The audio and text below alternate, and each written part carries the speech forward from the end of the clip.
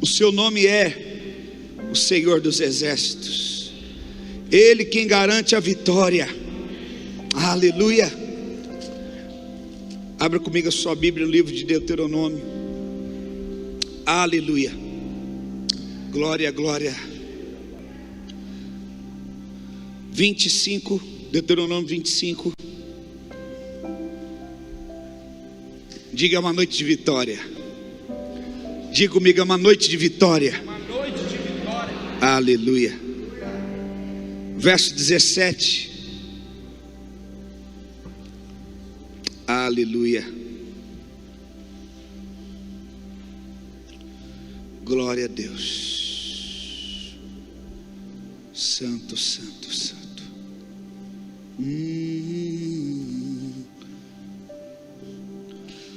Lembrem-se do que os amalequitas fizeram no caminho, quando vocês estavam saindo do Egito.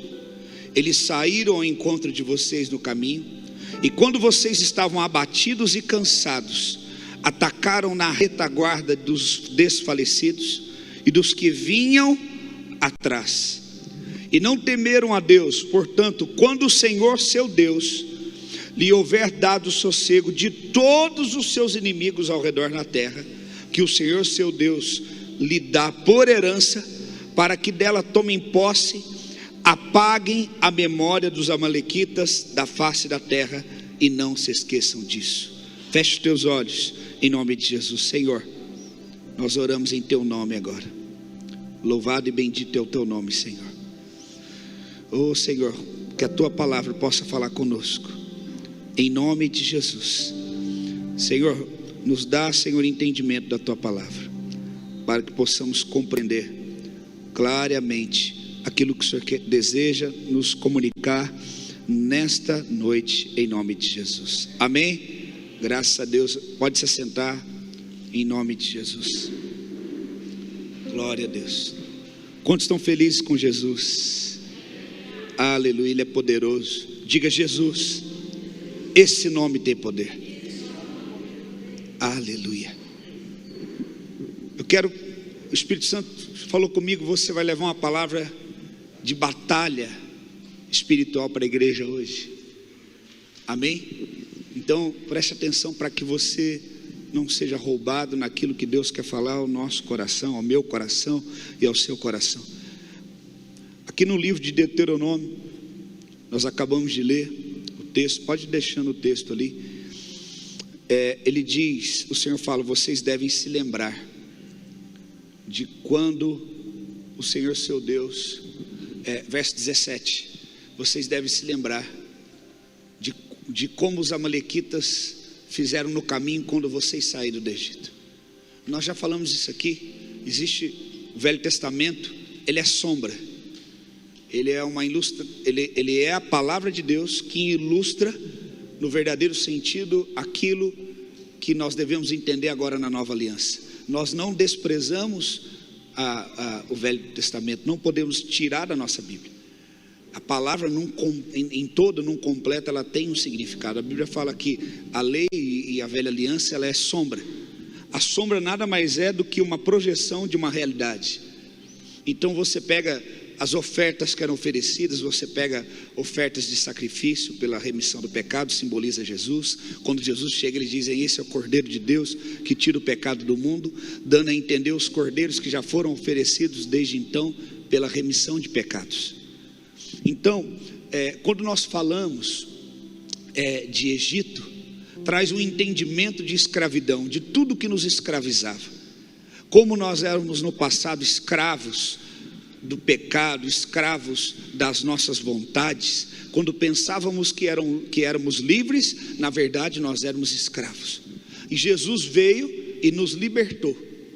Assim como Moisés foi o libertador, que é levantado para libertar o povo e conduzir a uma terra prometida, que significa herança. Aqui ele diz: lembra quando vocês saíram do Egito, indo em direção à terra que eu dei por herança? Quer dizer, esse povo está saindo de um tempo de escravidão, mais de 400 anos de cativeiro, de escravidão, se libertando para tomar posse de uma identidade, de uma herança em Deus. E um povo que antes era escravo, agora está no processo de se libertar. Ele está saindo do Egito em direção à herança, para receber uma identidade e uma herança. Só recebe a herança quem é filho. Quando você tem a identidade de filho, você recebe a herança de Deus. A Bíblia fala que nós somos co-herdeiros com Cristo. Então, a herança que Cristo conquistou na cruz, ao vencer a morte e ressuscitar por intermédio do nosso Deus e Pai, Ele divide essa herança com todos aqueles que se tornam filhos. Uma vez que você passa a acreditar em Jesus como seu único e suficiente Salvador, você deixa de ser uma criatura para se tornar filho. Diga comigo, filho. Falei, o filho, ele tem a herança. Existem heranças espirituais que Deus quer liberar sobre você, sobre os teus filhos e sobre todas as gerações que vierem a partir de você. Amém? Heranças espirituais. Quando esse povo que não sabia lutar, esse povo que foi escravo mais de 400 e poucos anos, debaixo de uma opressão, Deus liberta. O primeiro povo a atacar o povo de Deus foi os amalequitas. No processo de libertação do Egito e em direção à possessão da herança, o primeiro povo a atacar o povo de Deus foi os amalequitas. Diga, o primeiro inimigo, os amalequitas. Lá em Êxodo 17,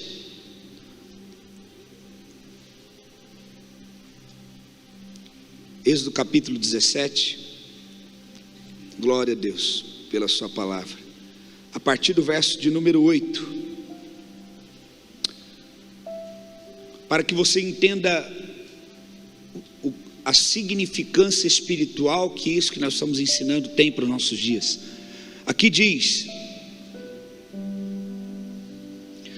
a partir do verso 8 de Êxodo 17: então vieram os amalequitas e atacaram Israel em Refidim. Com isso Moisés ordenou a Josué: escolha algum dos homens e vá lutar contra os amalequitas. Amanhã eu estarei no alto do monte e o bordão de Deus estará na minha mão. Josué fez como Moisés lhe havia ordenado e lutou contra os amalequitas. Porém Moisés, Arão e Hur subiram para o alto do monte. Quando Moisés levantava a mão, Israel vencia. Quando porém ele abaixava a mão, os amalequitas venciam. Quando as mãos de Moisés ficaram pesadas, pegaram uma pedra, puseram por debaixo dele, para que Moisés pudesse se assentar. Arão e Hur sustentavam as mãos de Moisés, um de um lado e o outro do outro lado. Assim as mãos dele ficaram firmes até o pôr do sol. E Josué destruiu os amalequitas a fio da espada. Então o Senhor disse a Moisés: escreva isso para a memória num livro e repita-o a Josué, porque eu vou apagar totalmente a memória dos amalequitas da face da terra. E Moisés edificou um altar e lhe deu o nome: o Senhor é a minha bandeira. Diga comigo, Jeová Nissi, o Senhor é a minha bandeira. E disse: porque o Senhor jurou, haverá guerra do Senhor contra os amalequitas de geração em geração. Existe uma outra versão, mas pode deixar esta, ótimo, que diz para sempre. Diga, a luta contra os amalequitas, diz o Senhor, é para sempre.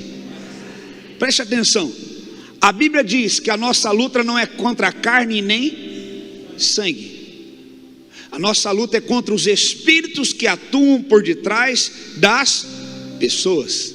Nós sabemos que naquela época a batalha, além de ser espiritual, ela também era natural, podia se lutar. Nós sabemos que nos nossos dias isso não pode, e não acontece dessa forma. Então nós temos uma batalha a nível espiritual.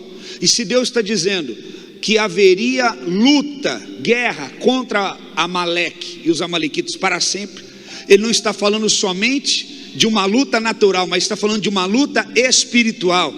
o espírito que atuava por detrás de Amaleque e dos amalequitas era: não permita que os filhos tomem a herança, não permita que os filhos de Deus conquistem a terra que Deus prometeu por herança.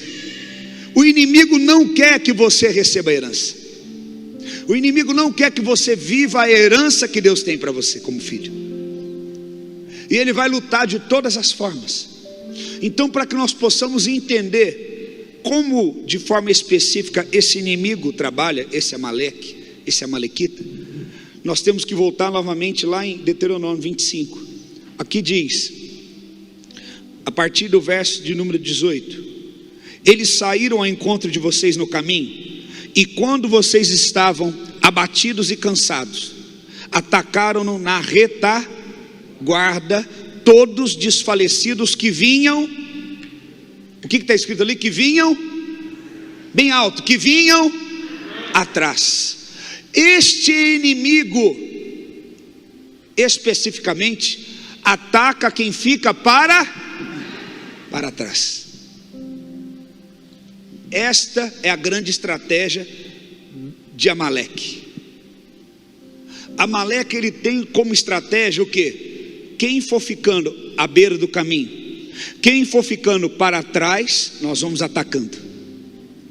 Eles nunca atacam você de frente. Levanta por gentileza, fica de costas. Eles atacam você pelas costas. Quando você está desfalecido, cansado, abatido, e quando você dá uma ré aqui para mim, vem mais, isso. Quando você mais, quando você está distante dos demais. Amaleque, ele ataca quem ficou para trás. Obrigado, pode voltar. Ele ataca aqueles que na caminhada do dia a dia vão ficando para. Olha para o teu irmão e fala: não fique para trás. Eles estão saindo do Egito e estão em direção à terra que Deus prometeu. Eles estão saindo da escravidão, mas não pensem que eles estão livres de serem confrontados. São livres, sim, mas o inimigo não vai entregar facilmente a vitória. Então ele levantou. Quem era o maior inimigo do povo de Deus enquanto eles estavam no Egito? O Egito. Agora eles saem do Egito, e o que eles pensam? Agora nós estamos sem inimigo. Estamos o quê? Tranquilo, não tem ninguém para nos oprimir, não tem ninguém para ser o nosso opressor. Quando eles estão saindo, quem vem na retaguarda por trás? O primeiro inimigo que eles enfrentam na história, após serem livres do exílio: amalequitas.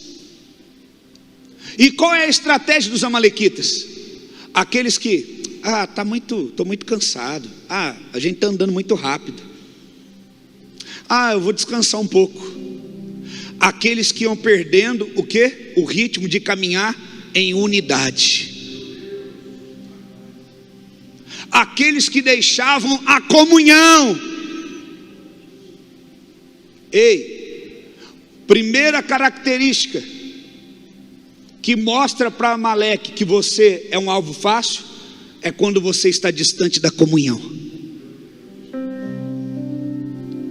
E eu não digo só da comunhão física, de estarmos juntos aqui, mas de acompanhar também o mesmo processo espiritual que os demais estão acompanhando. Você pensa: não, deixa eu quietinho aqui, deixa eu ser um crente que assiste culto. E Deus levanta no meio desse povo, um povo que cada dia mais, aqui está o Egito, lá está a terra prometida. Quanto mais eu estou caminhando, mais longe eu estou ficando do meu passado de escravidão e do Egito, e mais perto estou daquilo que Deus tem proposto para mim. Ser discípulo de Jesus é andar nos passos do Mestre. Ser discípulo de Jesus é andar na pegada que Jesus anda. Jesus, olha como é que esse texto tem tudo a ver. Samuel vai ajudar, ele vai colocar aí. Ele diz: vinde a mim, todos vocês que estão. O que a gente acabou de ler? Eles atacavam os que ficavam o quê? Cansados, abatidos. O cansaço me faz ficar o quê? Para trás. Aí Jesus, lá no Novo Testamento, está dizendo: ei, você que está ficando para trás, não fique para trás, porque senão você vai ser um alvo fácil. Vem até mim, anda comigo, vem cá, vamos andar junto, vamos andar na mesma passada, na oração, na intercessão, na palavra, na adoração. Vamos, não pare. Por que quando você está cansado, Jesus está falando: vem cá, eu vou tirar tudo que está sobrecarregando você, para você continuar andando? Porque se eu paro de andar, Amaleque vai me pegar. Se eu paro de andar, as setas que Amaleque envia de desânimo, de abatimento, de incredulidade, de carnalidade, vão me afetar. Deus, ele detesta tanto esse inimigo, que foi o inimigo que atacou primeiro o povo de Deus. Ele falou assim: para sempre vai ter guerra com ele, eu não vou deixar ele em paz, e eu vou exterminar Amaleque da terra.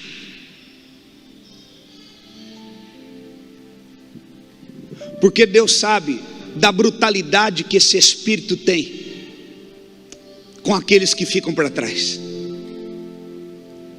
Eu vou fazer uma aliança com você, quem está disposto? Do que depender de mim, eu nunca vou te deixar para trás. Se você estiver passando por uma dificuldade e não conseguir acompanhar a nossa passada, nós vamos te carregar, nós vamos te fortalecer. Por isso que existe a igreja é para isso, e nós vamos continuar. Mas no que depender de mim, agora a decisão também depende de você. Você não pode se isolar. Por que você acha que só foi uma sugestão? Por que você acha que o Senhor Jesus nos disse, lá em João 14,15: eu não vos deixarei órfãos, eu não vos deixarei sozinhos, eu vou enviar o Consolador. Sabe o que ele está querendo dizer? Porque eu não posso deixar você sozinho na caminhada, e eu não posso subir e deixar você na caminhada sozinho, sem ter alguém para te consolar, sem ter alguém para te encorajar, sem ter alguém para te fortalecer. Eu vou enviar o Consolador, o Paracletos, o Espírito Santo, e ele vai te fortalecer. O dia que você estiver cansado, ele vai falar: vamos, eu te fortaleço, vamos. Ele prometeu que não é de te deixar sozinho, e ele não vai te deixar sozinho, porque ele me enviou o Espírito Santo para morar dentro de você, e para te encorajar, para te fortalecer. E cada passo que você dá, você está mais longe do Egito e mais perto da herança. Cada passo que você dá para Deus, você está dando passos de distância do teu passado, para viver uma nova história. Por que você acha que ele disse isso? Por que você acha que ele diz em Gênesis 2,18: não é bom que o homem fique só?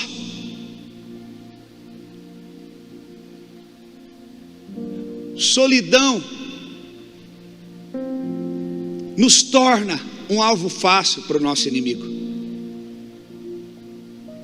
As pessoas, elas se ferem, elas ficam machucadas, e de acordo com que elas se ferem e ficam machucadas, ao invés de fazer isso, sabe o que elas fazem? Elas vão recuando, e recuar já é um alvo que o inimigo olha e fala: opa, tem um ficando para trás lá daquilo que Deus prometeu para ele. Tem um que está ficando fraco, ele ficou ferido no meio do processo, ele se machucou com algo, o processo tornou ele prisioneiro dele. Tem pessoas que passam por um processo de dor, de traição, de injustiça, e em vez de ela romper em direção à herança, ou ela fica estacionada no processo, ou ela recua. A vida está indo em frente, as pessoas estão olhando para ela, ficou lá: o que foi? Não, me feriram, não, eu era de tal igreja, fizeram isso comigo, não, me machucaram de novo. Ei, os processos são para te aprovar, e não para que você se torne prisioneiro deles.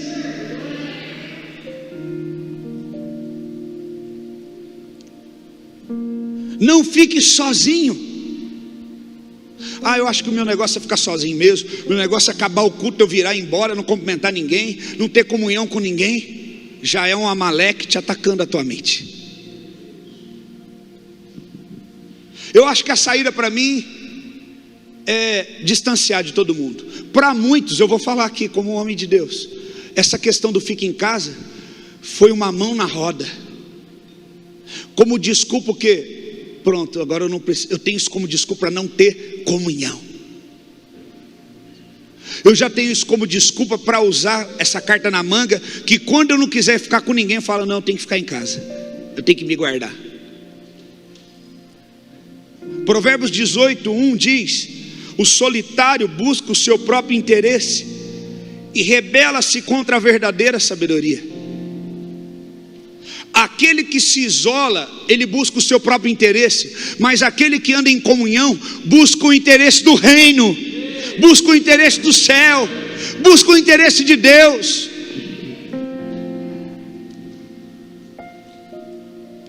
Ele diz: o amor não arde em ciúmes, o amor verdadeiro não busca o seu próprio interesse. Deus está me mostrando muitos aqui que já estavam decididos, não, eu vou ficar na minha, mas não vai ficar não, sabe por quê? Nós vamos entrar junto nessa terra, nós vamos conquistar junto a herança, tudo que Deus tem para nós, nós vamos conquistar em unidade juntos. Quem crê, diga glória a Deus. Diga: eu não vou andar sozinho. Glória a Deus, aplaude a Jesus. Oh, aleluia.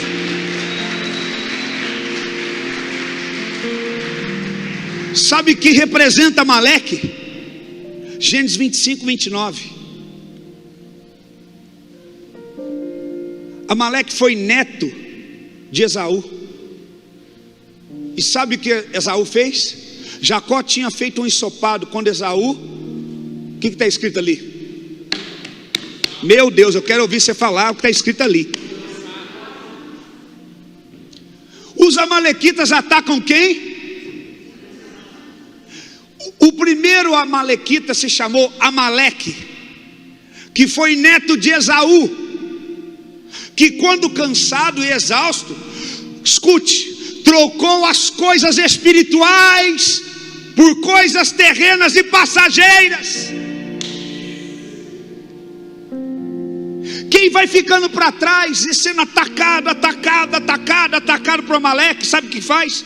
Toma aqui a herança, toma aqui a presença, toma aqui o meu coração quebrantado, em troca de sobrevivência, em troca de sobreviver. Nós não estamos negociando com Amaleque. Amaleque, você será tirado do meio nosso e nós vamos viver tudo que Deus tem para nós. Amaleque simboliza aquele que troca o que é eterno por coisas passageiras. Quando Esaú estava exausto, ele falou: me dá esse prato de lentilha. E aí Jacó falou: em troca de quê? O que você quer? Eu quero a tua bênção. Irmão, não, pelo amor de Deus, essa palavra está mexendo comigo. Eu não sei com você, está mexendo comigo. Por que Jacó, pensa um pouquinho de responder, que Jacó não era o primogênito por alguns segundos? Esaú nasceu primeiro, Jacó já saiu segurando o calcanhar dele. Por que Jacó queria ser o primogênito do seu pai? Por quê? Pensa, o que ficava para o primogênito? O que Amaleque quer roubar de você? Quem foi que conquistou na cruz a herança por mim e por você?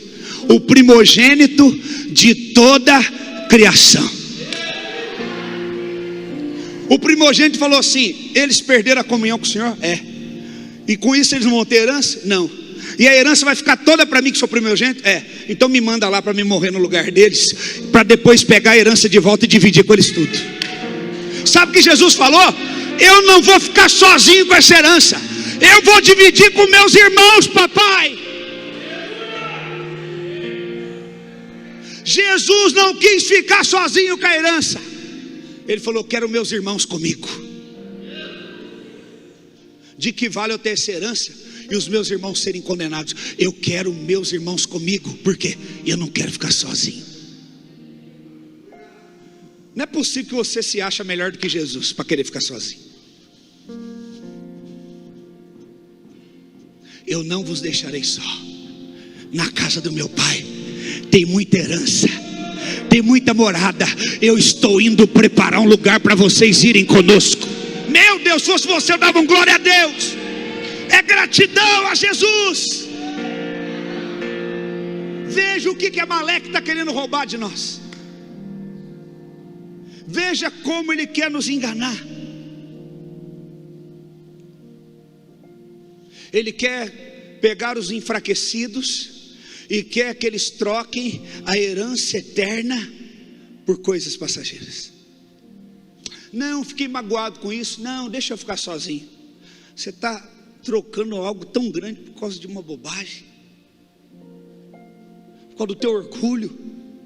Quantas vezes você quis ficar sozinho?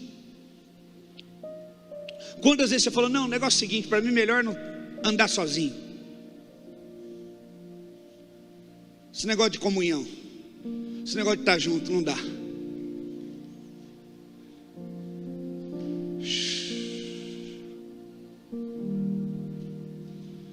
Os amalequitas simbolizam aqueles que trocam coisas eternas por terrenas, coisas espirituais por naturais, aqueles que trocam coisas momentâneas por herança.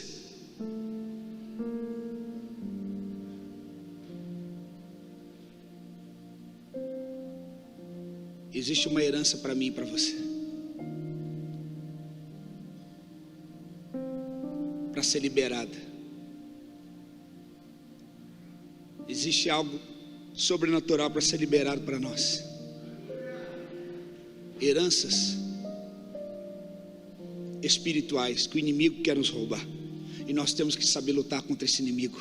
Quando vier o cansaço, eu vou lembrar, ele faz forte ao cansado e multiplica o vigor daquele que não tem nenhum vigor.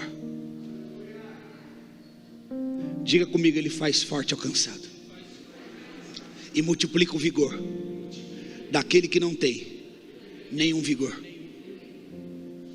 O que ele fala certa vez na Bíblia para alguém? Esforça-te, tenha bom ânimo, eu te ajudarei. Ele está dizendo, eu só te ajudo se você estiver disposto a esforçar, a andar na comunhão. Gideão estava lá escondido, malhando o trigo no lagar. Lagar é lugar de pisar uva. Trigo você malha no campo aberto. Por quê? Quando você malha o trigo no campo aberto, o vento vem e separa a casca, a palha do trigo. Agora você já imagina, você tem que separar o trigo da palha dentro de um lugar fechado, sem vento. Você tem que pisar ele e tem que separar o trigo. Diga comigo assim, Gideão estava no isolamento social. Diga, Gideão estava no fica em casa. Gideão estava confinado. Para comer ele colocou com medo dos inimigos, pisando. Aí ele separava. Aí Deus chegou e falou, homem corajoso. E ele estava todo, que homem corajoso. Da onde? Com quem que o senhor está falando? Tem mais alguém aqui? Não é você mesmo, Gideão. Ele falou, se eu sou tudo isso, o senhor é tudo isso na nossa vida, por que aconteceu isso conosco? Ele falou, vai nessa tua força. Ele pega um homem que estava desencorajado, com medo, escondido. E sabe o que ele fala? Tem uma força dentro de você, Gideão, que você não consegue ver, mas eu consigo. E eu vim ativar essa força para você sair de dentro e livrar o povo da mão do inimigo. Existe uma força dentro de você espiritual para derrotar esse inimigo que está tentando colocar o medo e está tentando te afastar da comunhão, da presença e da comunhão com os teus irmãos.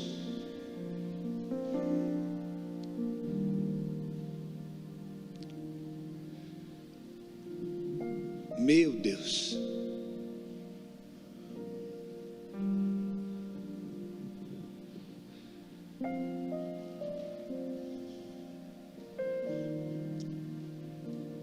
Eles chegavam por trás e eles atingiam aqueles que estavam cansados. O vô de Amaleque era Esaú, que estava cansado.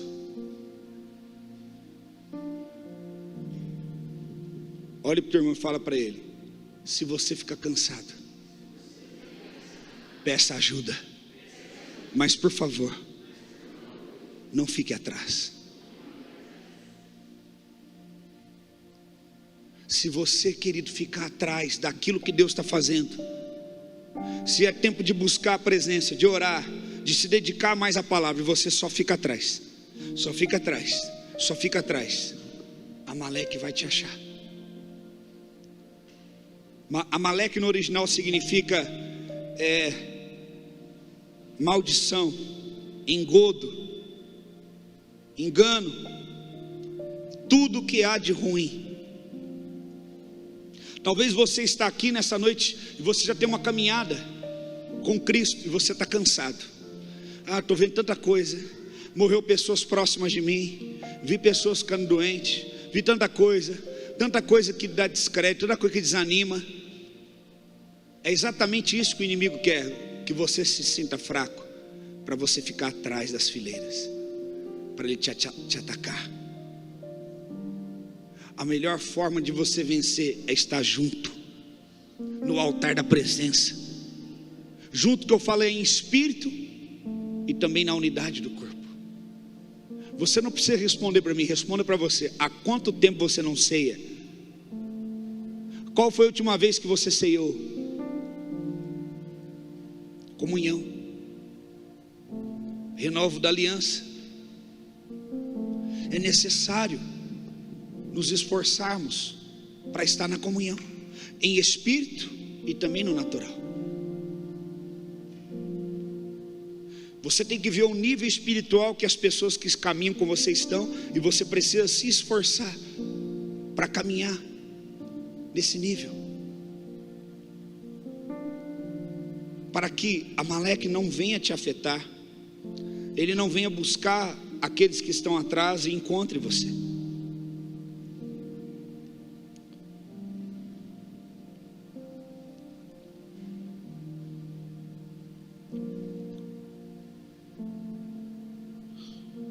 Primeiro Samuel capítulo 15.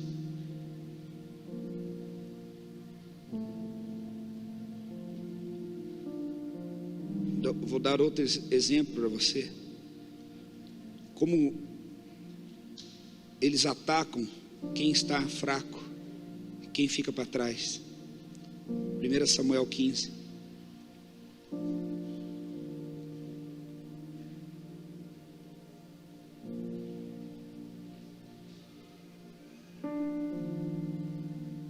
Aqui no verso 7 diz,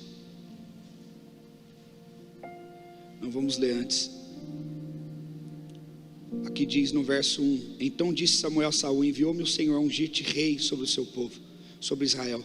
Ouve, pois, agora, preste atenção nessa parte, a voz das palavras do Senhor.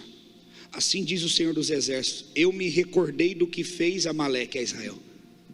De novo Deus lembra de que Amaleque covardemente ataca um povo que saiu do exílio, que não sabe lutar, e ainda ataca os que ficaram para trás. Veja como Deus é justo. Ele está dizendo: olha, Samuel, fala para Saul que eu ungi ele rei, que ele tem que fazer o que eu estou mandando, e que eu me recordei do que os amalequitas fizeram ao povo quando saíram. Esse povo que são descendência, são filhos daquele povo que saiu do Egito. Você, Saul, hoje é rei sobre um povo que antes vivia no Egito, seus avós, seus tataravós, seus antepassados. E Amaleque atacou os seus familiares. Assim diz o Senhor: eu me recordei de como Amaleque atacou a Israel, como lhe opôs no caminho quando subia do Egito.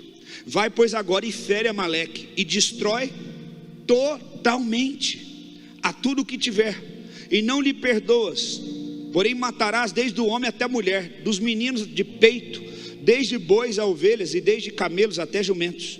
O que Saul convocou o povo, e os contou em Telaim 200.000 homens de pé, e 10.000 homens de Judá. Chegando, pois, Saul à cidade de Amaleque, pôs uma emboscada no vale, e disse Saul aos queneus: ide-vos, retirai-vos e saí no meio dos amalequitas, para que não vos destrua juntamente com eles. Verso 7: Então feriu Saul os amalequitas desde Avilá até chegar a Sur, que está defronte do Egito. E tomou vivo Agag, rei dos amalequitas, porém a todo o povo destruiu a fio da espada. E Saul e o povo pouparam Agag e o melhor das ovelhas e das vacas, e a segunda ordem dos cordeiros, e o melhor que havia, e não quiseram destruir totalmente, porém a toda coisa vil, desprezível destruíram. Olha como Saul negociou o que Deus pediu. O que Deus falou? Destrói tudo. Tudo que é de Amaleque é amaldiçoado, não toca em nada. Tudo. Ele pega só o que é ruim e mata. As ovelhas boas ele pega para ele. O rei dos amalequitas, Agag, ele poupa para ser como um troféu, para preencher o seu orgulho. Obedecer a Deus para Saul não era suficiente. Ele tinha que satisfazer o seu ego, e ele tinha que ser rico e ser vencedor e ter uma herança não era suficiente. Ele tinha que desobedecer a Deus e pegar mais animais do que ele já tinha. Então ele tem uma belíssima ideia. Não, Deus vai se agradar. Eu vou levantar um altar e vou oferecer um holocausto para Deus com parte desses animais que eu poupei, e aí Deus não vai achar ruim comigo de ter ficado com a parte. Saul achou que podia agradar a Deus desobedecendo a Deus. E aqui no verso 22 diz: porém Samuel disse: tem porventura o Senhor prazer em holocausto e sacrifício, como em que você obedeça a palavra dele?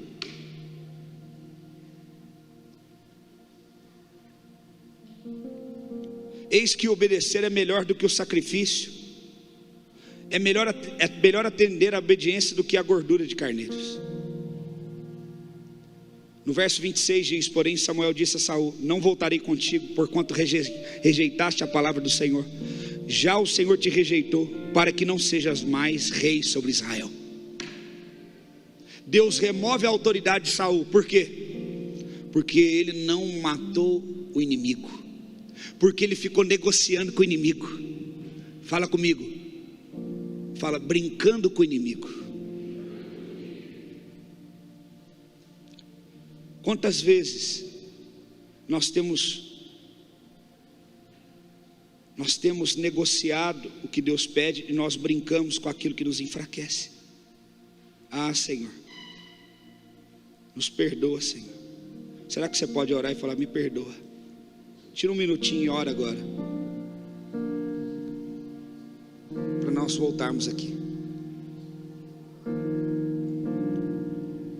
Curva a tua cabeça e imagine perigos, circunstâncias que te enfraquecem, e você negocia. Uma circunstância que te deixa fraco, você negocia. Deus já falou para você: tira isso diante de você. Seja rígido com você em relação a isso, e você negocia. Tudo que enfraquece a teu espírito e tudo que faz a carne ser satisfeita e não o espírito, é alimentar Amaleque, é alimentar o inimigo de Deus. Eu não quero ser como Saul, Senhor. Eu não quero que o Senhor olhe para mim e fale: eu te rejeitei, Diego, porque você negociou com Amaleque, porque você não me obedeceu. Senhor, perdoa-nos por todas as vezes que nós negociamos com Amaleque, por todas as vezes que negociamos com uma batalha espiritual, naquilo que nos enfraquece, a ter fome, a ter sede, a desejarmos mais. Perdoa, Senhor, por sermos negligentes, fazemos votos que não cumprimos, prometemos estar presente, prometemos orar, prometemos ler a palavra mais, buscar mais, prometemos ser generosos na oferta, na primícia, no dízimo, e somos desleais. Perdoa, Senhor, por negociar e não obedecer claramente a tua direção, e por causa disso muitos estão fracos, porque negociam uma direção que Deus deu. Deus não quer o teu sacrifício sem ter a tua obediência. Amém? Agora olha que triste. Pode abrir os olhos, por gentileza. Saul, olha que triste. Rei, Deus deu autoridade, deu herança, colocou ele numa posição de honra, e ele poupa parte dos amalequitas, e ele pega parte dos bens. Olha o que acontece, 2 Samuel capítulo 1.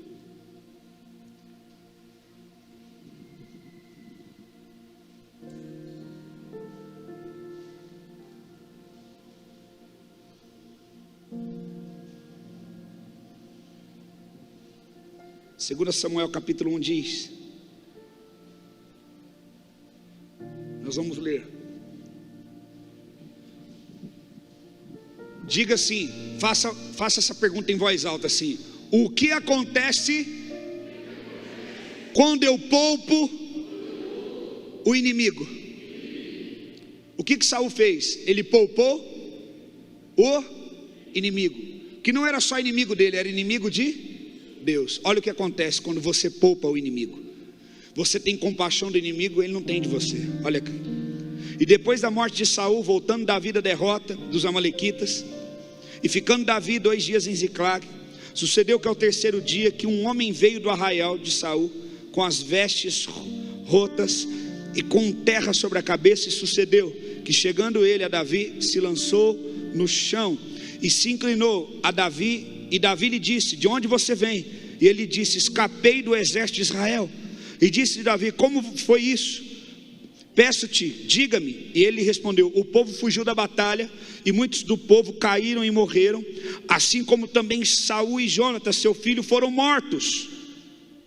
Olha o que ele fala primeiro: que Saul foi morto, que Jonas também foi.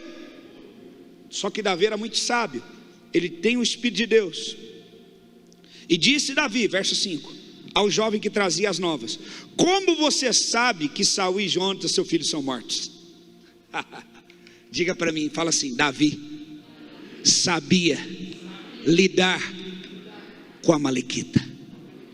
Nunca confie no espírito de Amaleque. Espera aí, como é que você sabe que eles morreram? Essa história está mal contada. Eu já conheço a Amalequita, eu sei como eles são covardes. Continua. Então disse o jovem que lhe deu a notícia: eu cheguei acaso. Olha que desaforado. Eu cheguei por acaso, verso 6, a montanha de Gilboa, e eis que Saul estava encostado sobre a sua lança ou espada, e eis que os carros dos capitães de cavalaria apertavam com ele, e olhando para ele, para trás, viu a mim e me chamou e disse: eis-me aqui. E ele me disse: quem és tu? E eu disse: eu sou a Amalequita. Quem foi que Saul poupou quando Deus mandou matar? Fala bem alto. A Amalequita. Deus falou para ele o quê? Procure o Amalequita e o... Agora quem acha Saul machucado e para trás da batalha? O rei do povo ficou para trás. Se o rei fica para trás, o que dirá o povo? Se o pastor fica para trás, aí compromete o povo tudo. E o Amalequita encontra o rei para trás e ferido e machucado. Porque os amalequitas é isso que eles fazem. Esse espírito é covarde, ele ataca quem fica para trás e machucado. Então me disse, peço-te, arremessa-te, verso 9, sobre mim e mata-me.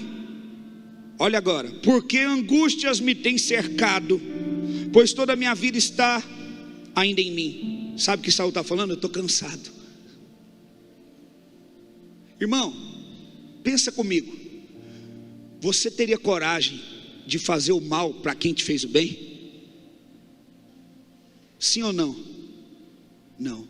Você teria coragem de matar alguém que poupou você da morte? Mas esse homem teve. Ele encontra Saul machucado, cansado, e falou: estou angustiado, para mim não tem saída, me mata. O que ele podia falar? Não, você poupou o nosso rei, poupou o nosso povo, eu vou te guardar. Ele não deveria ter levado a sério o que Saul está falando, porque quando alguém está fraco e angustiado, não sabe o que fala. A Bíblia fala: dá vinho para quem está angustiado de espírito e para quem está prestes a morrer. Olha aqui, continuando: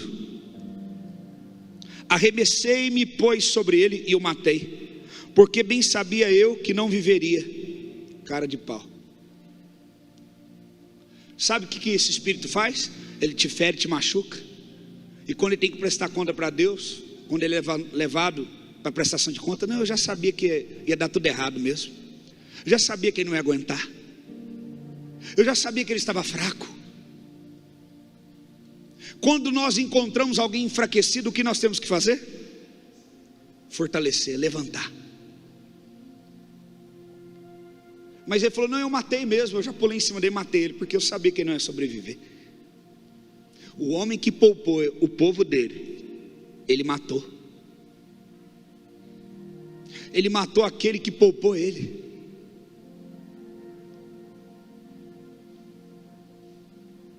Sabe, irmãos, trazendo para o nosso contexto, não brinca com o pecado. Não brinca com aquilo que te enfraquece espiritualmente. Sabe o que o diabo fala? Eu sou teu amigo. Nós vamos ter um segredo. Ninguém vai saber. E ele vai te dando corda. Uma hora ele pega aquela corda e usa uma forca para te matar.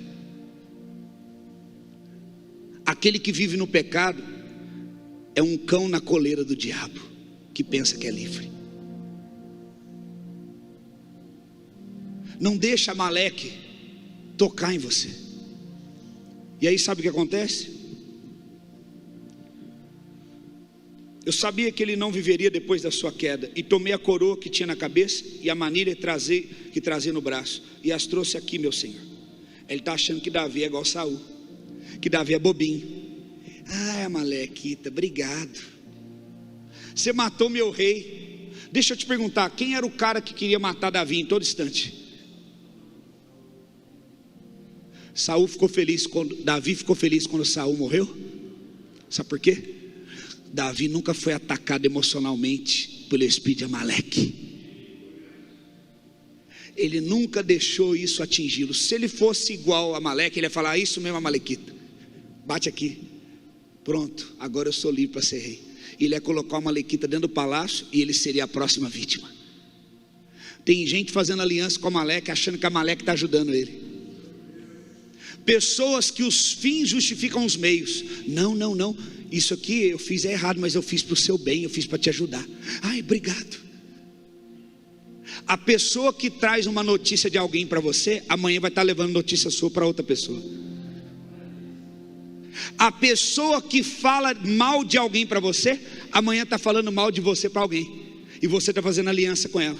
Sabe, aí ela vem, por exemplo, você tem problema com alguém. Sabe aquela pessoa? Ah, você tem razão de não gostar dela, ela é ruim mesmo, ela fez isso. Aí você pensa que ela é tua amiga. É, você também acha que ela é ruim? É, toca aqui. E ela está usando isso, a tua fraqueza, para te pegar e para te derrubar.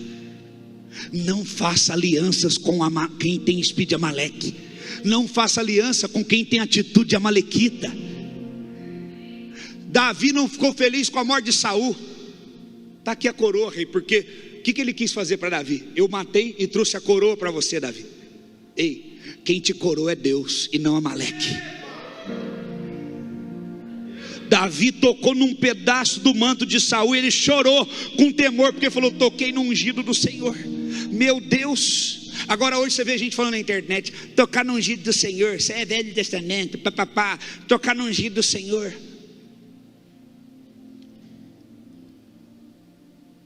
Então arranca o Salmo 23, joga fora da tua Bíblia também. Salmo 119 também.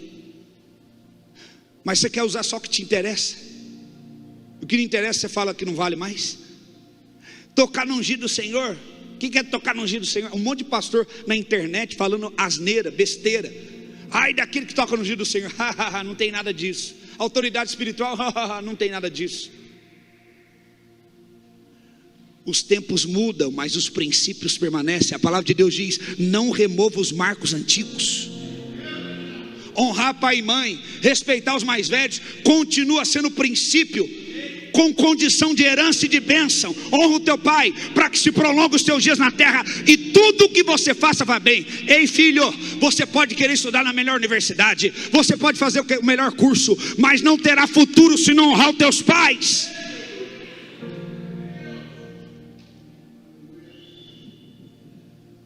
Ó rei, ele já ia morrer mesmo. Eu trouxe aqui a coroa. Davi olha assim, ó. Olha Davi. Tá achando que eu vou cair nessa? Eu sou homem de Deus, eu tenho Espírito Santo. Você matou ele? É. Trouxe a coroa? É. Eu trouxe. Toma aqui a coroa. Então verso 11, Davi apanhou as suas vestes e rasgou, como também de todos os homens que estavam com ele. Plantearam e choraram e jejuaram até a tarde por Saul e por Jonatas seu filho, e pelo povo e pela casa de Israel, porque eles tinham caído na espada. Quando você encontra um amalequita, alguém que está por detrás de um espírito de amalequita, deixa eu te contar, deixa eu te falar, e você fica, o outro mesmo caiu. Olha a atitude de Davi, um homem segundo o coração de Deus. Saul morreu. Ele vai para o canto, ele rasga a roupa dele, ele cai no chão, ele chora, ele jejua. Eu não vou comer hoje, porque Saul morreu. Aquele que queria te matar e jogava lança em você enquanto você servia a ele, ele morreu. Mas por que você está chorando? Porque a maior derrota é quando você se torna igual aquele que te oprimiu. É quando você quer brigar no mesmo nível com aquele que te perseguiu. Independente da atitude de Saul, Davi respeitava Saul e amava Saul. Porque uma pessoa assim, Amaleque não pode tocar. Uma pessoa que tem essa caminhada e essa aliança, Amaleque não toca nos sentimentos.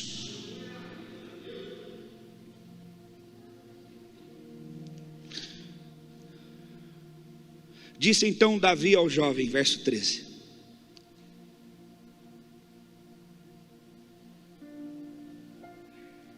que lhe trouxera a notícia: de onde és tu? Ele disse: sou filho de um homem estrangeiro, Amaleque. E Davi disse: como não temeste estender tu a tua mão para matares o ungido do Senhor? Meu Deus, isso aqui é forte demais. Saul errou com Davi? Sim ou não? Saul pecou contra Deus? Sim ou não? Saul tinha perdido a presença de Deus? Sim ou não? Saul estava fazendo coisas desprezíveis aos olhos de Deus? Sim ou não? Mas Davi tratou ele dessa forma? Você não temeu? Eu temi. Quando eu toquei num pedaço do manto dele, cortei para mostrar para ele, provar que eu não queria fazer mal a ele. Eu temi. Você não teve temor de tocar no ungido? Ei, aquele que Deus ungiu, ele pode ter desviado, ele pode ter falhado. Deixa que aquele que ungiu, ele trata com ele. Não toque em alguém que foi ungido por Deus. Vou te dar um conselho: não toque. Não fale contra alguém que é ungido por Deus. Se ele estiver fazendo coisa errada, deixa Deus tratar com ele. Deus trata com aquele que ele ungiu. E aí, então chamou Davi a uns jovens e disse: chega e lança-te sobre ele. E eles o feriram e ele morreu. E disse Davi: o teu sangue seja sobre tua cabeça, porque a tua própria boca testificou contra ti, dizendo: eu matei o ungido do Senhor. Sabe como que nós vamos acabar com esse espírito? Quando nós vamos parar de dar ouvido para esse tipo de espírito. Quando alguém vier falar alguma coisa para você: ei, da igreja você não fala não. Mas a igreja está caída, a igreja... Não, a igreja de Cristo, ela é santa, ela é limpa, é adornada com vestes brancas. Ele não vem buscar uma igreja prostituta, ele vem buscar uma igreja limpa e adornada. Não toque no nome da igreja de Cristo. Sabe o que você está fazendo? Passando a espada no espírito que está agindo nessa pessoa. Quando você dá ouvido, aí fiquei sem jeito de rebater. Você está sendo contaminado pelo espírito dela. Se Davi aceitasse a notícia do amalequita, ele estava sendo condizente com a atitude dele. Quantas vezes você foi condizente com alguém que falou mal de alguém, de determinada coisa de Deus, você ficou, aí você pensou, mas não falei nada, eu só fiquei quieto. Exatamente, quem cala, consente. Davi falou, não meu amigo, vem cá, você mesmo falou pela tua própria boca que ungido, você não teve medo de tocar nele, então agora nós vamos te matar. Então o que você vai falar quando alguém chegar e falar alguma coisa? Olha, eu não quero saber, porque eu não toco nas coisas sagradas de Deus, eu não falo. Eu não sou uma amalequita. Eu não quero enfraquecer mais ainda a igreja. Eu não quero enfraquecer mais ainda a fé das pessoas. Eu não quero enriquecer mais ainda a incredulidade da terra. Eu quero aumentar a fé do povo. Um amalequita sempre enfraquece. Sempre tem um discurso de enfraquecimento. Aí você está na igreja, cuidado. Você está voltando a congregar, cuidado. Igreja é tudo igual, não sei o que, isso, aquilo. Sempre o amalequita tem um discurso de enfraquecimento das coisas espirituais e de um apoderamento da tua carne.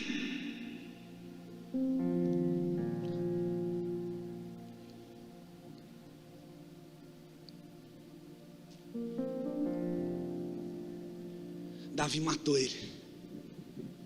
Falou, você não temeu. Vocês sempre atacam quem está fraco, mas comigo não.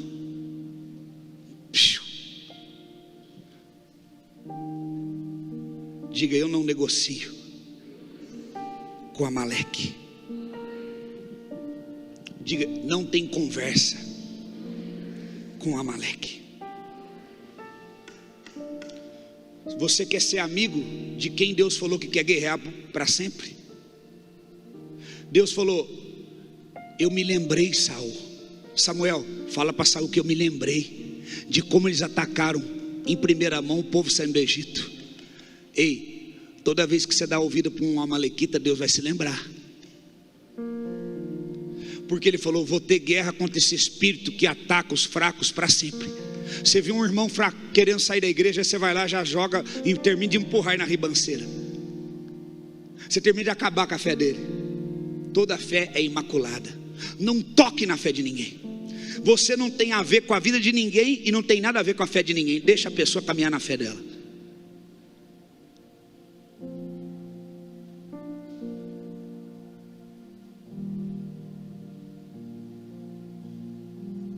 Esse mesmo espírito tentou atuar entre os espias. Envie espias para espiar a terra. Dos espias que foram, que trariam um relatório para que pudesse convencer o povo, não, essa é a terra da herança, vamos entrar. Eles precisavam encorajar o povo, baseado naquilo que viram. Eu não vou ler para ganhar tempo, eu creio que você já conhece essa palavra. 2, olharam e falaram, essa terra é boa, essa terra tem fruto, essa terra tem grandes coisas. E outros falaram, não, larga a mão, essa terra tem muito gigante, nós diante desses gigantes somos como gafanhotos. E esse espírito estava tentando entrar nesses espias, para que eles chegassem e falassem, gente, a terra lá está difícil, tem muito gigante lá, tem muita dificuldade, querendo dividir a mentalidade do povo. Josué fez o quê? Calai-vos. Diga para o teu irmão, faça calar toda a voz de Amaleque que te impede de conquistar a herança.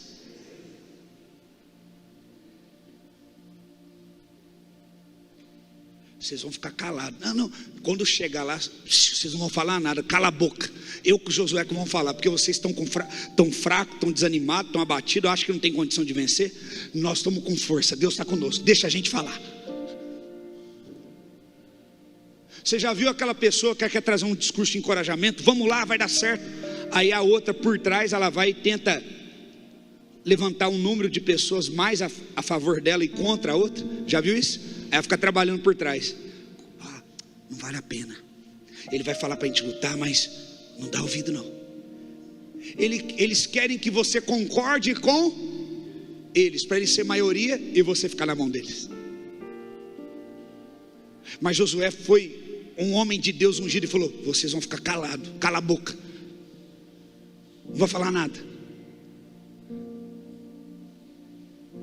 E lá em Números 13, 23, estou encerrando.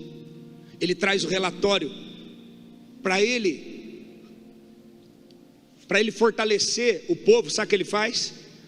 Ele fala assim: eu não vou falar dos gigantes, eu não vou falar das dificuldades, eu vou falar dos frutos. Eu vou falar dos frutos que eles vão receber se eles tomarem a terra. Olhe para o teu irmão e diga assim: não olhe para o tamanho do adversário, não olhe para as adversidades, olhe para os frutos que você vai colher. Depois foram até o vale de Escol e ali cortaram um ramo de videira. Olha a sabedoria deles: vamos levar um ramo, para eles verem, vamos levar uma prova de que aquela terra é boa, de que a herança está diante de nós. Eles cortaram um ramo de oliveira com um cacho de uva. Olha o que está escrito ali, irmão: Amaleque quer que você ande sozinho. Amaleque quer que você viva isolado, fora da comunhão e da unidade. Só que tem o seguinte: fora da unidade você não consegue carregar os frutos. Por quê? Porque os frutos são tão grandes que só pode carregar de 2. Olha o que ele fala: cortaram um cacho de uva, o qual foi trazido por 2 homens em uma vara. Sabe o que é isso? Quando você luta na unidade, a colheita vai ser proporcional à unidade, e vai precisar de 2 pessoas no mínimo para carregar o fruto da conquista. É por isso que o inimigo quer roubar você da unidade. Por quê? Sem unidade você não consegue carregar o fruto e nem entrar na terra. Eles trouxeram um cacho de uva carregado por 2 homens, e também romãs e figos. Diga comigo: uva. Vou terminar agora: romãs e figos. Qual o significado espiritual de uva? Salmo 104, 15.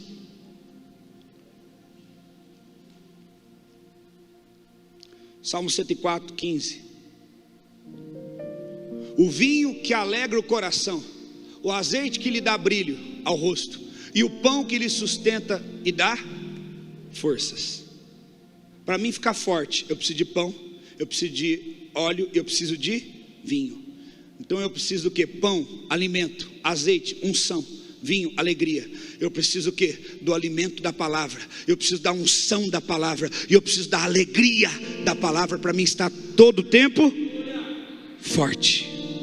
Então diga comigo: a uva simboliza alegria. Mateus 26, 28. Esse aí foi Salmo 104, 15. Quem quiser anotar, Salmo 104, 15. Agora é Mateus 26, 28. Mateus 26, 28 diz: porque este é meu sangue, o sangue da nova aliança, derramado a favor de muitos para a remissão de pecados. A uva, o cálice, o suco, simboliza aliança. Então a uva aqui simboliza o que? Alegria e aliança. Eu preciso da uva porque eu preciso servir ao Senhor com alegria, dentro como sendo ministro de uma nova aliança. Glória a Deus. O segundo fruto é a romã. Êxodo 28, do 33 ao 34. Êxodo 28, do 33 ao 34. O que simboliza a romã? E toda a borda das sobrepeles colocará romãs de pano azul, púrpura e carmesim, e sininhos de ouro no meio delas. 34.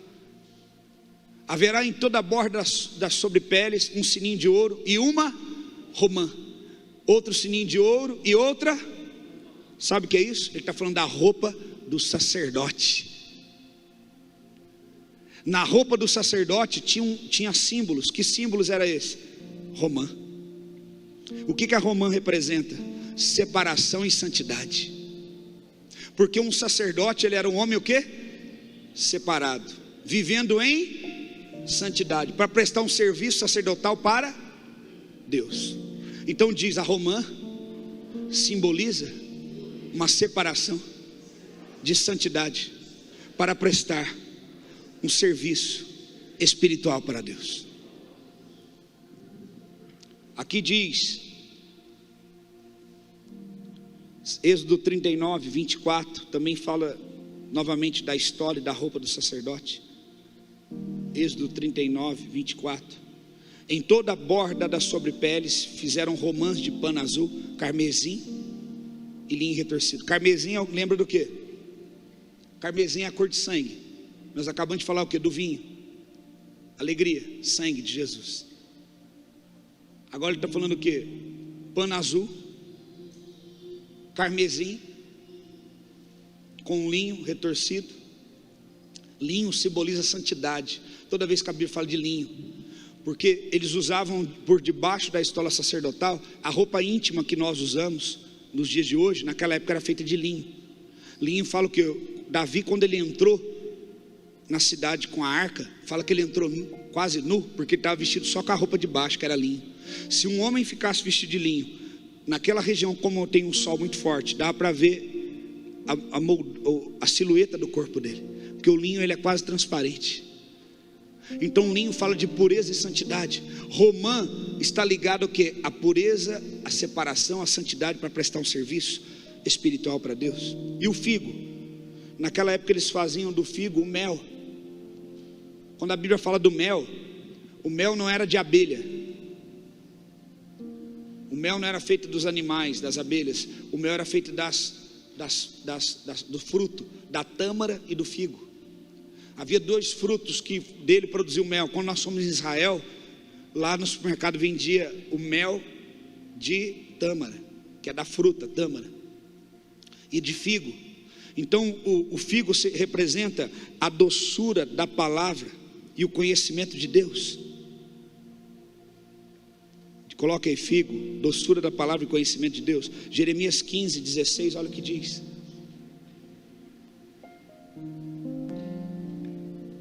Jeremias 15, 16. Jeremias 15, 16.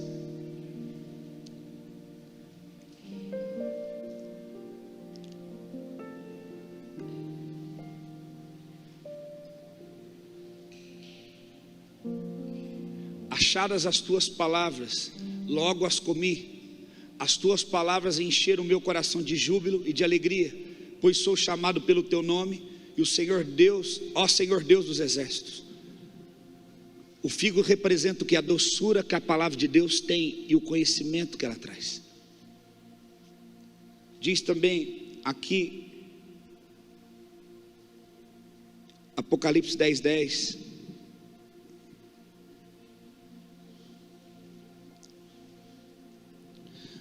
Peguei o livro da mão do anjo e devorei na minha boca, era doce como mel, quando porém caiu no estômago, ele ficou amargo. Novamente, doçura da palavra. E João 1,48, olha o que diz, falando de Natanael, que era um verdadeiro israelita, que tinha um conhecimento da Torá. Natanael perguntou a Jesus: de onde o Senhor me conhece? Jesus respondeu: antes de Filipe chamá-lo, eu já tinha visto você debaixo da figueira. Naqueles dias a figueira, na cultura judaica, a figueira ela tem um sentido de conhecimento.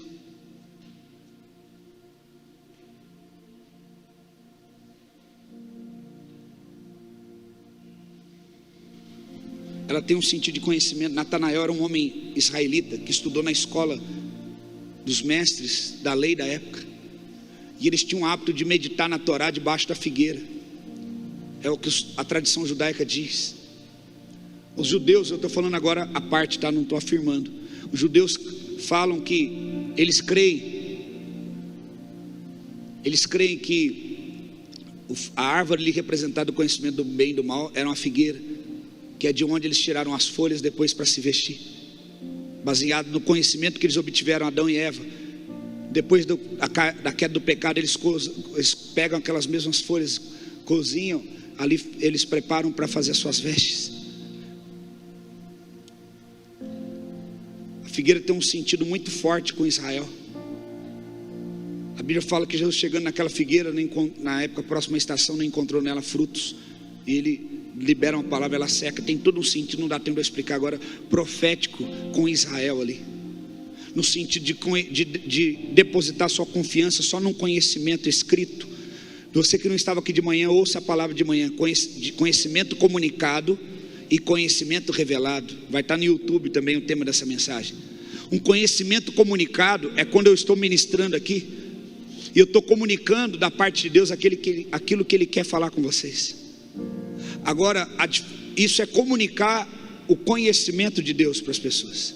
Agora as pessoas só vão viver o que Deus tem para elas se elas tiverem a revelação do que foi comunicado. Então existe o conhecimento de conhecimento comunicado e conhecimento revelado. Eu posso ter recebido a comunicação de um conhecimento de Deus e ainda assim não viver o que Deus tem para mim. Por quê? Eu preciso ter a revelação, o entendimento. Sem o entendimento correto, eu não consigo compreender. A Bíblia fala: nem olhos viram, nem ouvidos ouviram, não penetrou na mente, e nem um coração, coloca aí, nem a mente, e nem no coração de nenhum homem, aquilo que Deus tem preparado para aqueles que... Mas Deus o revelou pelo seu Espírito. Verso 10. Deus, porém, revelou isso a nós por meio do... Então, conhecimento comunicado é a letra, que tem que ser o fundamento. Primeiro vem o conhecimento comunicado, e depois, não pode parar aí, só no comunicado. A Bíblia fala que a letra mata, mas o Espírito vivifica. Mas agora, depois de eu ter recebido a comunicação da palavra, eu preciso buscar a revelação dessa palavra por meio do Espírito. Então diga comigo: conhecimento comunicado e conhecimento revelado. Você só vai usufruir daquilo que você entendeu através da revelação. Se você não obtiver a revelação, você não dá a resposta correta e não vive isso.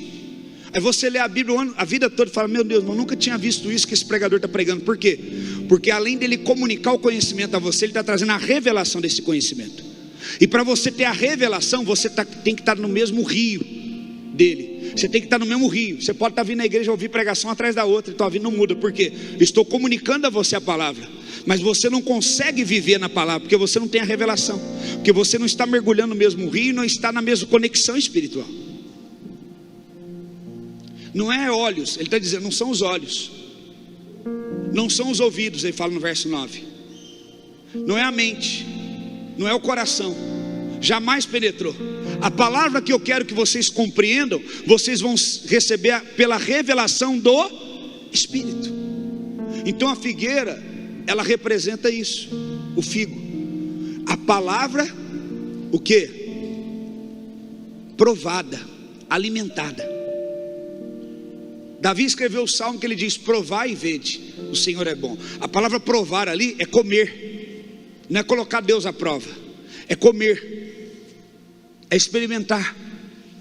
Outro dia eu prego isso, mas sabe em que contexto que ele escreveu esse salmo? Ele tinha acabado de sair da casa do sacerdote Aimeleque, comendo o pão da preposição. Ele estava se sentindo derrotado, ele estava se sentindo perseguido. Mas quando ele chega na casa do sacerdote, fala: tem alguma comida? Só tem um pão da preposição, o pão sagrado, o pão que simboliza a palavra. Não, eu estou em santidade, pode me dar ele que eu como. E ele comeu. Então ele escreve depois esse salmo, que ele fala de perseguição, mas ele fala, no meio da perseguição: provai e vede que o Senhor é bom. Sabe o que ele está querendo dizer? Eu estava sendo perseguido, mas eu não fui afetado por aquele que me perseguiu, porque eu já tinha me alimentado da palavra, e a palavra revelou que Deus é bom, e eu posso me refugiar nele, e ele me dá o livramento. Então o livramento está em você comer e experimentar a palavra. Não deixe que Amaleque tente comprometer o teu apetite espiritual. Coma a palavra. Fique de pé no teu lugar, por gentileza. Diga comigo: vencer as batalhas na unidade, entrar na presença e na promessa, na unidade. Diga: e colher os frutos e carregar na unidade. Aleluia. Aqueles que permanecem na unidade, até a frutificação, é na unidade e no coletivo que vem a colheita. Ninguém colhe sozinho. Se você permanecer na unidade, num vínculo do Espírito, olhe para mim, preste atenção. Se você permanecer na unidade, no vínculo do Espírito, você vai colher. Não tem como dar errado. você vai receber a herança. Mas você precisa permanecer na unidade, no vínculo do Espírito. E vou te dar outra palavra: encontre esse amalequita, digo no mundo espiritual, e mate. Não poupe mais a amalequita na tua vida. Hoje você tem que falar: toda amalequita, todo resquício de Amaleque na minha vida tem que sair hoje. Eu tenho que fazer calar a voz desse Amaleque aqui dentro. Eu tenho que procurar e matar. Eu não posso poupar mais Amaleque, senão amanhã ele vai tentar me matar. Feche os teus olhos, vamos orar debaixo desse entendimento dessa palavra, por gentileza. Diga comigo: Senhor, eu não quero só o conhecimento comunicado, eu quero o conhecimento revelado. Revela-me, Senhor. Feche os teus olhos, comece a orar agora, debaixo da palavra que você ouviu. Levante a tua voz, ore. Você recebeu a direção através da palavra, e você sabe o que fazer agora. O inimigo da nossa alma, ele vem senão para matar, roubar e destruir. O que significa isso? Que ele vem para matar, depois ele rouba e destrói. Como que ele mata? Ele tira a vida sem tirar a existência. Ele quer te desanimar, ele quer te abater, ele quer te fazer parar. Mas você tem que orar mais, você tem que buscar mais. Você não pode retroceder. Se você ficar para trás, ele vai te pegar. Marche com o exército de Deus, marche com a igreja. A igreja é o lugar mais seguro para você estar. Ande na unidade do Espírito. Traga os teus filhos, traga a tua casa, coloca os teus filhos no grupo de ensino, quarta-feira, 7 horas, dos jovens. Acompanhe o teu filho, faça ele entrar lá e estudar a Bíblia, faça ele entrar no link. Acompanhe, supervisione, guarde a tua casa. Você que está online, porque você não pode estar presencialmente por conta de comodidades e grupo de risco, na tua casa também traga esse Espírito para a tua casa. Senhor, nós oramos em teu nome. Queremos, Senhor, dizer que nós não vamos mais tolerar Amaleque. Nós não vamos tolerar mais aquele que quer nos convencer a trocar coisas espirituais e eternas por coisas naturais, por coisas passageiras. Nós queremos valorizar a tua presença, Senhor. Nós queremos viver na tua presença, Senhor. Nós queremos caminhar em unidade, e os nossos olhos verão a bondade do Senhor na terra dos viventes, e nós vamos colher frutos juntos com nossos irmãos. Eu quero profetizar que você vai colher frutos junto comigo. Se você permanecer fiel nesses dias, você vai colher todos os despojos. Meu irmão, escute: Deus, ele ama todo mundo, mas na hora de separar os despojos, ele só entrega para aqueles que foram fiéis até o fim na guerra. Ele não entrega despojo para quem não permaneceu. Deus é misericordioso para salvar e justo, mas justo para dividir a colheita com quem lutou no altar, por quem lutou na presença, por quem lutou no jejum, por quem lutou na oração, por quem lutou na permanência. Eu profetizo que aqueles que têm permanecido na intercessão, na entrega do altar todos os dias, cada dia que está contado um por um, eles vão colher todos os frutos que Deus tem para derramar nesta igreja, na nossa vida. Vão colher. É tempo de você caminhar em unidade. É tempo de você caminhar dentro do mesmo entendimento.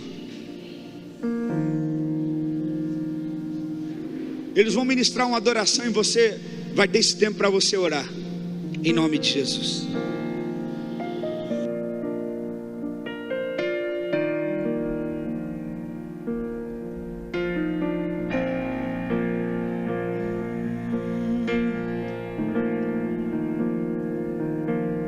Somos corpos e assim bem ajustados, totalmente ligados, unidos, vivendo em amor, uma família sem qualquer falsidade, vivendo a verdade e expressando a glória do Senhor. Uma família vivendo o compromisso do grande grande amor de Cristo, eu preciso de ti, querido irmão, precioso és para mim, querido irmão.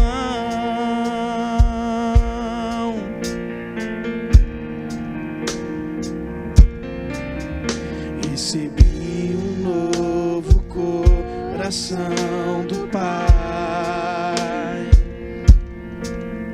coração regenerado, coração transformado, coração que é inspirado por Jesus.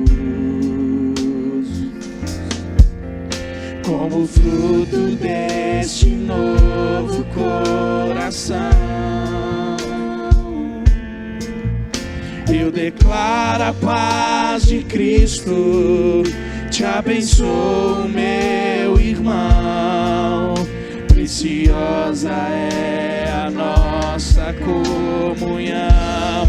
Oh, nós somos corpos e assim bem ajustados, totalmente ligados, unidos, vivendo em amor, uma família sem qualquer falsidade, vivendo a verdade e expressando a glória do Senhor. Uma família vivendo compromisso do grande amor de Cristo. Eu preciso de ti, querido irmão, precioso és para mim, querido irmão.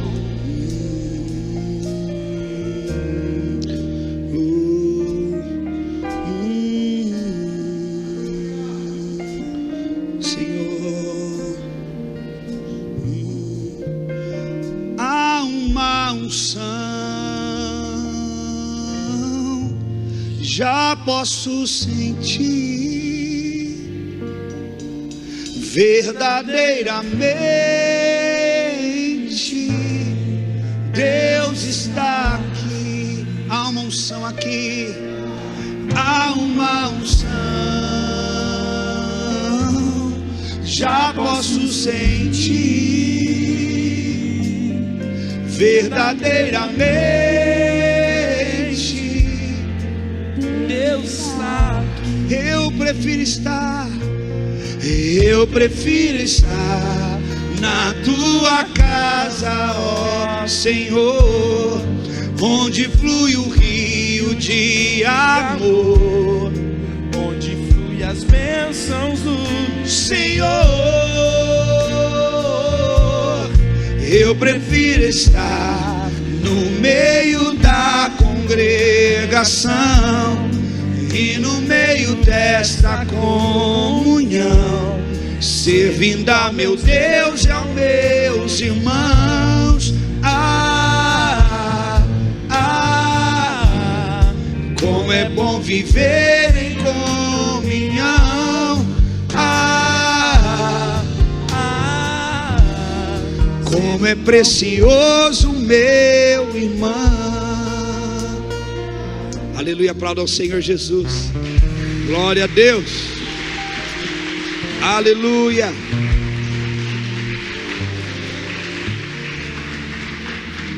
Vamos viver em comunhão.